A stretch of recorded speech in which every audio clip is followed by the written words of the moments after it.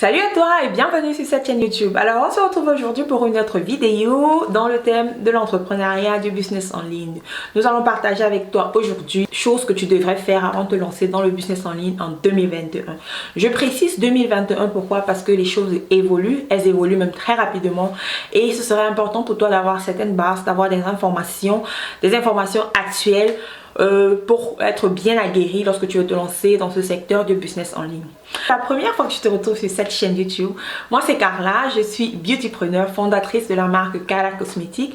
Ici je parle de business, création de revenus, entrepreneuriat, business en ligne. J'accompagne également les femmes qui aimeraient se lancer dans le business en ligne, qui n'ont aucune idée, qui aimeraient avoir une activité annexe, qui aimeraient avoir une deuxième, troisième source ou une première source de revenus. Donc j'accompagne plusieurs femmes qui aimeraient vraiment avoir un business en ligne en bonne et due forme. Cette chaîne, je partage mon aventure entrepreneuriale, je partage les idées business, je partage les astuces, comment trouver les fournisseurs et plein d'autres thèmes concernant l'entrepreneuriat. Donc, si ces différentes thématiques t'intéressent, alors je t'invite à faire 3 choses. La première, c'est de t'abonner pour ne pas rater les différentes vidéos que nous publions régulièrement. La deuxième chose, c'est de me laisser un commentaire, de me dire ce que tu penses des différentes vidéos que tu auras regardées.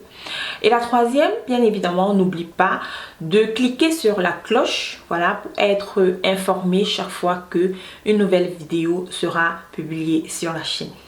Donc c'est parti. Commencer le business en ligne requiert quand même certaines informations qu'il faut avoir. Il est important de se documenter, il est important de faire des recherches, mais aussi il est très important d'être curieux. Donc la première chose que je vais partager avec toi ici, c'est de te demander qu'est-ce que tu aimerais faire. Quel secteur tu aimerais te positionner si tu veux te lancer dans le business en ligne. C'est d'avoir une idée, c'est d'avoir une vision, mais de commencer petit. C'est-à-dire que tu aimerais bien vendre les chaussures. On va dire les chaussures d'enfants ou d'hommes ou de femmes, dont tu t'es positionné dans le vestimentaire, le shopping. Mais tu ne vas pas commencer avec un stock de 1000, de 2000 produits ou de 2000 articles. Tu devrais commencer petit, mais avoir une grande vision. Te dire voilà, j'aimerais plus tard avoir peut-être une boutique physique. Si je commence avec le business en ligne, j'aimerais avoir plus tard une boutique physique, 2, 3, pourquoi pas. J'aimerais avoir des partenaires un peu partout dans le monde entier ou un peu partout dans l'Afrique. J'aimerais avoir, c'est-à-dire que tu devrais te fixer vraiment des objectifs et une vision assez grande, mais commencer vraiment avec le minimum, avec le peu que tu as, pour ne pas te retrouver dans une situation désagréable où tu vas te décourager. La première chose que tu devrais faire, c'est d'identifier un problème que tu as constaté autour de toi, dans ta localité, dans ton entourage. C'est très important parce que c'est à partir de là que tu pourras apporter une solution. Ça ne veut pas dire que ce sera un problème que personne d'autre n'a jamais vu. Ça ne veut pas dire que tu n'auras pas de concurrence. Ça veut juste dire que tu vas analyser le problème, tu vas analyser le besoin qui est là et tu vas apporter juste ta touche personnelle ou tu vas apporter quelque chose de différent que les autres n'ont pas apporté ou alors que tes concurrents n'ont pas apporté.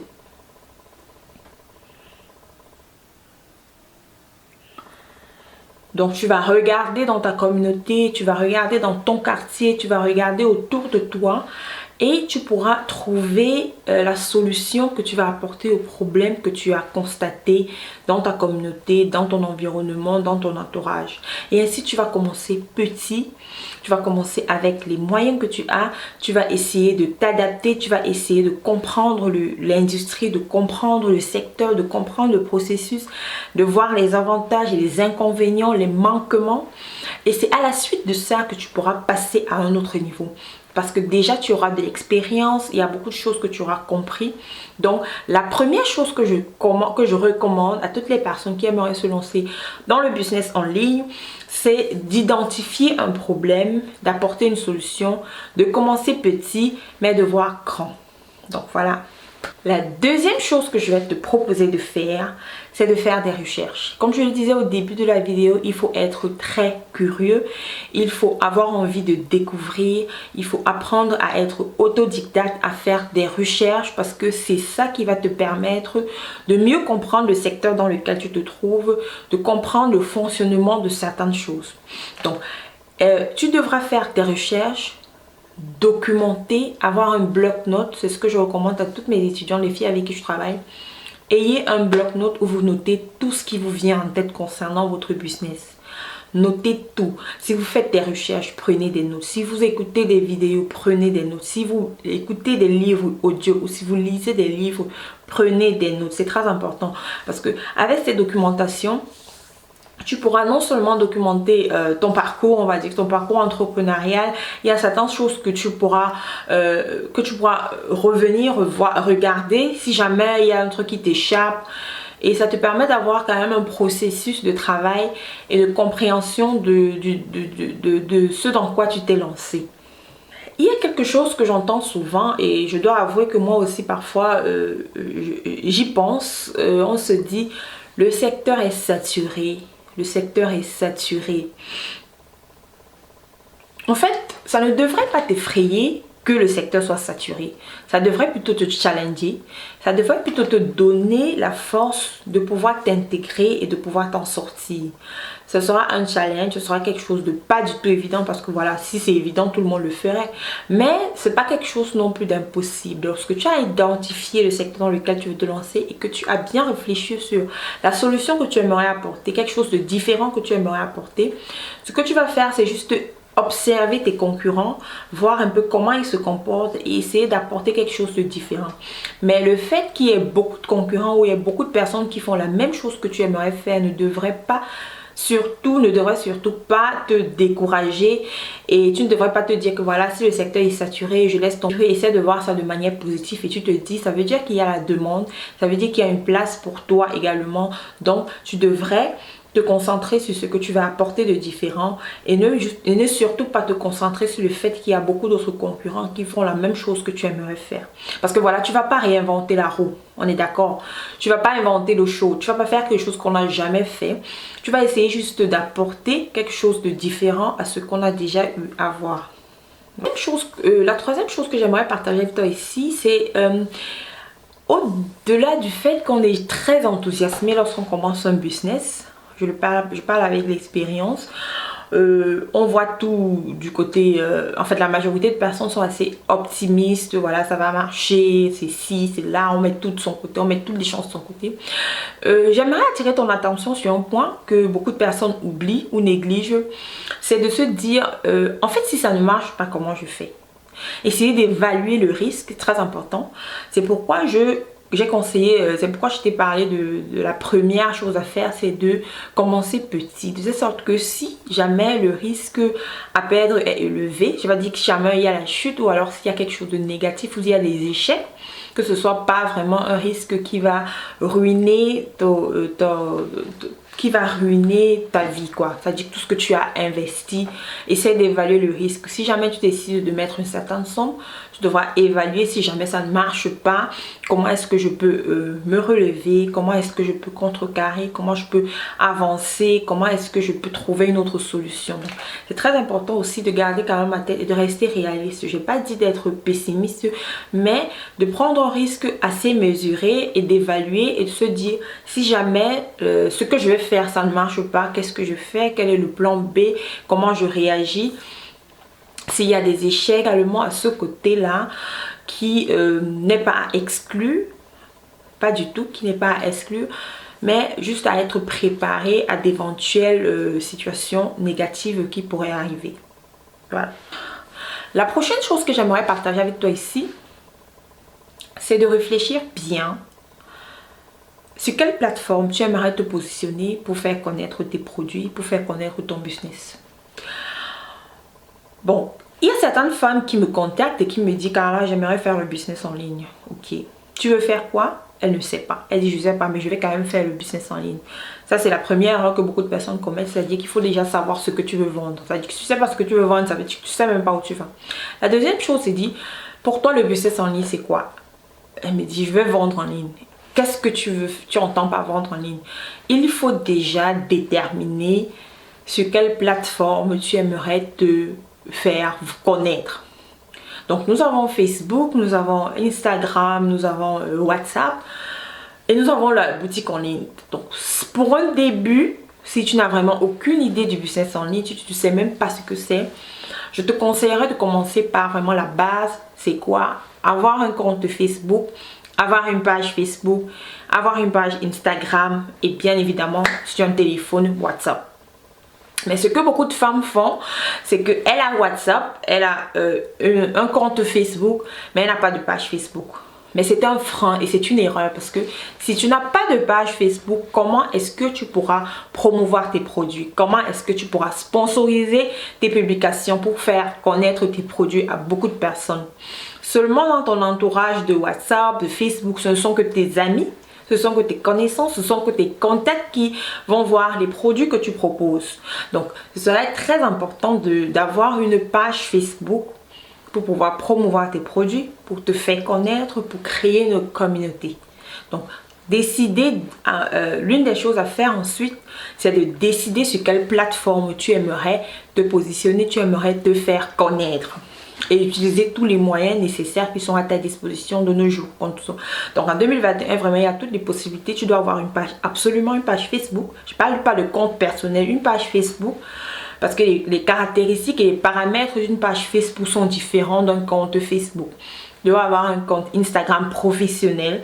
Tu dois avoir WhatsApp. Bon, je crois que tout le monde a WhatsApp, mais Facebook et Instagram, tu devrais les avoir. Ce qui va t'aider à promouvoir ton business, qui va t'aider à faire connaître ton business en ligne, les différents services et produits que tu offres. La prochaine chose que tu devrais faire lorsque tu veux te lancer dans le business en ligne, c'est de commencer avec un stock réduit. Je m'explique. Si jamais tu veux vendre des chaussures, ou bien tu veux faire dans le shopping, ou tu veux faire dans les mèches, tu veux faire dans les extensions capillaires, en fonction du stock ou alors de la quantité que ton fournisseur réclame pour être ton fournisseur, parce qu'il y a pour pouvoir travailler avec lui, tu dois avoir un minimum de pièces. Donc tu choisis un fournisseur qui propose la possibilité d'avoir vraiment un minimum de pièces réduit. Pour les mèches, tu peux travailler avec un fournisseur qui te dit, voilà, tu peux commencer avec 20 boules, tu peux commencer avec 10 perruques, tu peux commencer avec 100 perruques. Pour les chaussures, tu proposes que tu peux commencer juste avec un stock réduit, peut-être seulement les enfants, les femmes, peut-être 50 paires. Bref, ce que je veux te dire ici, c'est que il faut commencer avec un stock réduit et tu pourras augmenter ton stock au fur et à mesure que tu auras la clientèle, que tu vas te faire connaître, que tu auras les commandes. Donc, ce serait vraiment idiot de commencer avec un grand stock et de laisser le stock là se dégrader parce que voilà, au début, personne ne te connaît, on est d'accord, hein.